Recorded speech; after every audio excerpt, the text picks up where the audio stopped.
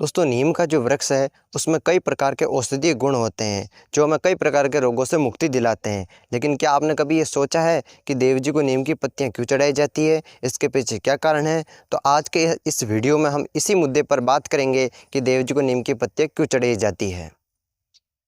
दोस्तों गोठा नगरी में एक छोचू भाट नाम का व्यक्ति रहता था। ये छोचू भाट बगड़ावतों के दरबार में गीत गाया करता था। बगड़ावतों के युद्ध में वीर गति प्राप्त हो जाने के बाद छोचू भाट ने सोचा कि अब तो देव जी 11 साल के हो गए होंगे, क्यों न उनसे मिलने चलूं। उस समय देव जी अपने ननिहाल में थे। देव जी का ननिहाल वर्तमान मध्य प्रदेश के देवास शहर में था। देव जी का वास होने के कारण उस शहर का नाम देवास पड़ा। उसके बाद छोचू भाट देव जी से मिलने के लिए देवास आता है और वहाँ आकर साधु माँ के चरण स्पर्श कर उनका आशीर्वाद लेता है।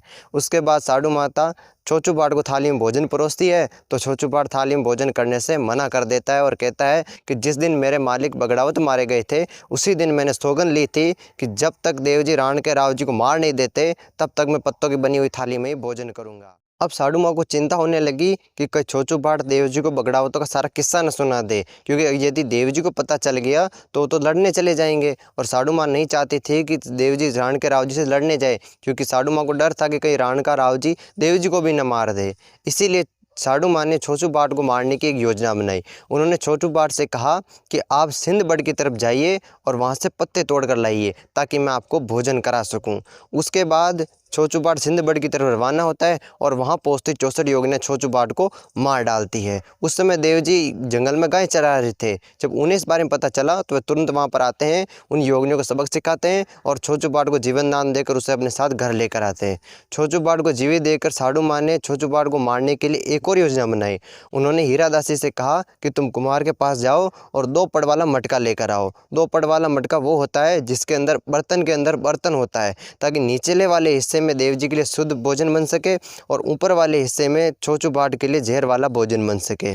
अब आप ये सोचते होंगे कि साधु माँ तो सतवंती नारी है, वो किसी को मारने कैसे सोच सकती है? तो देखिए, साधु माँ एक माँ है और माँ के हृदय में ममता होती है। साधु माँ ने जो कुछ भी किया वो सिर्फ अपने बेटे की सुरक्षा खातिर किया, क्योंकि हर माँ को अपने बेटे की सुरक्षा की चिंता होती है।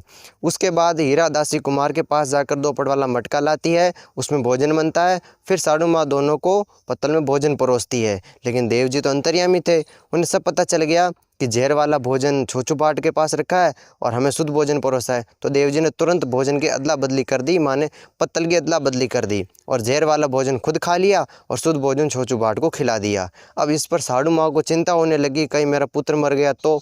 लेकिन बाद में साधु माँ को भगवान ये एहसास कराते हैं कि वह तो देव जी हैं, उन्हें कोई नहीं मार सकता है। उसके बाद देव जी ने जो जहर वाला भोजन खाया था उसके जहर को पास में एक नीम का वृक्ष था, वहाँ पर वे उगल देते हैं। उसके बाद तब से कहा जाता है कि नीम कड़वा हो गया। उसके बाद नीम के वृक्ष ने देव जी से प्रार्थना की, प्रभु अब तो मैं कड़वा हो गया हूँ, अब तो मुझे कोई पसंद ही नहीं करेगा। तब देव जी आशीर्वाद देकर कहते हैं कि तुम भले ही कड़वी हो लेकिन तुम्हारी नीम बोली मीठी होगी, और रही बात तुम्हारे पसंद करने की तो मैं तुम्हारी पत्तियों को अपने सिर पर धारण करूँगा, जिससे लोग तुम्हें पसंद तो क्या तुम्हारी पूजा भी करेंगे। और साथ ही ये आशीर्वाद भी देते हैं कि यदि किसी व्यक्ति को विवाह का सावा निकलवाने के लिए कोई ब्राह्मण नहीं मिलता है और उस व्यक्ति को यदि मैं तुम्हारे नीम की पत्तियों की पाती दे दूंगा तो उसका विवाह निर्विघ्न संपन्न होगा। अब आप ये जान गए होंगे कि देव जी को नीम की पत्तियां क्यों चढ़ाई जाती है। देव जी भले ही चमत्कारी पुरुष थे लेकिन उन्होंने नीम के कई फायदे भी बताए लोगों को। देव जी को आयुर्वेद का अच्छा ज्ञान था, इसलिए देव जी को आयुर्वेद का ज्ञाता भी कहा जाता है। तो अब आपको समझ में आ गया होगा कि देव जी को नीम की पत्ती क्यों चढ़ती है।